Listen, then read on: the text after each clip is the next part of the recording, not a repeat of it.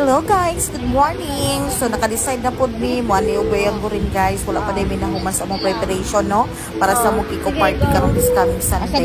So kani lagi ako fan, a very generous sponsor guys sa mga friends.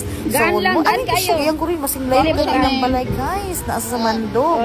So after some work, so ni ani siya sa mong balay nagpaulay nangapi, nangaon gamay.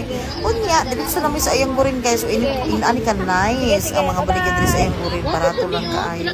Di ko baso kay dili ko siya ingon mahal o wa pa jud kay suki din hiya makaingon jud kag mahal pero mga suki nagkailan na sila sa kuha so makamura-mura na pud no nya po yung mga class A diri na mga relo na yung mga bracelet nga gwapo ba siya guys pero medyo pricey gyud siya kay sa bagay nice pud kaayo gyud pod dili ni siya ingon na karang original pero dili po siya mulubad ba.